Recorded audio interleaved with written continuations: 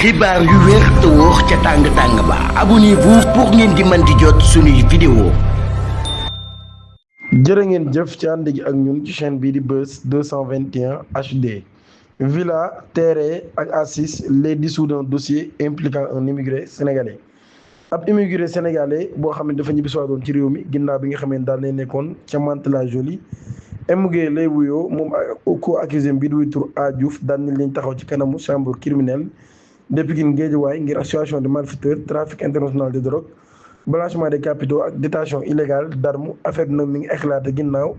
ab daaneel boo xam ne daaneel nañ ko ab réseau franco-sénégalais par l'octrice et la police française grâce à une opération de livraison surveillée d'un colis provenant de France contenant 400 grammes de hashish dissimulé dans un appareil de karaoké bu ñu sukkandikoo ci accusation yi nag daal les rôles étaient répartis entre des acteurs basés en France ak ñeneen ñoo xam ne nag daal kon ñoom ñi ñoo ko doon réceptionné ci réewum Sénégal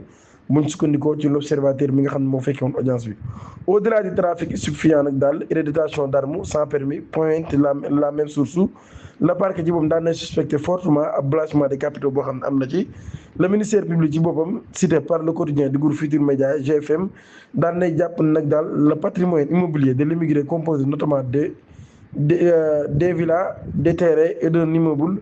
est disproportionné par rapport à ses revenus déclarés en France nga xam ne mi ngi toll ci 3000 € par mois maanaam lu toll ci kon 2 millions de francs CFA lay am ci weeru jot. loolu yi nag buñ ko xaymaa ak li nga xam ne am na ko ci ay kër yu ni mel day xaw a wute lool.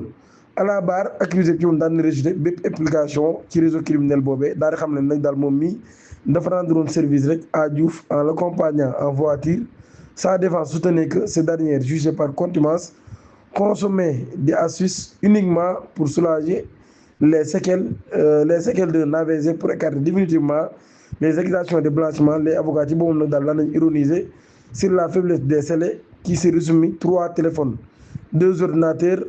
ak lu toll ci 3 millions de francs CFA en liquide ak ab oto boo xam ab citoyen la daal di expliqué nag daal yooyu sart nag daal doyul ngir ñu daal di koy mën a topp ci loolu yi waaye procureur ci boobu nag daal di sax daal di koy tëj 10 ans de réclusion criminelle ak ab amende bu toll ci 5 millions a convoqué tous les biens visés par l'enquête. La défense yi woon daal di plaider l'acquittement ou à défaut de requalification des faits en simple détention de drogue. Verdict bi nag ñu ngi koy xaar 7 juillet bi nga xam ni moom la ñu dëgmal ngir xam mbir mi dëgg fan la waaneentu di mujjeeki gëtam.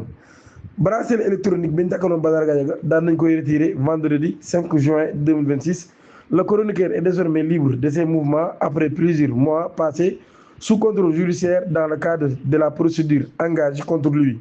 Le chroniqueur de TFM ci boobu nag daan nañ amoon le 2 décembre 2025 ab liberté provisoire assorti d'un bracelet électronique pour fàttali moom placé nañ ko sous mandat de dépôt en juillet 2025 ñu ko doon toppee diffusion de fausses nouvelles, propos contraires aux bonnes mœurs et offense à une personne exerçant tout ou partie des prérogatives du président de la République. Comme moom Badara Gadiaga nag jamono ji daan nay libre ci ay mouvement wam. Abonnez-vous et activez la cloche de notification te ngeen aimé vidéo bi jërë ngeen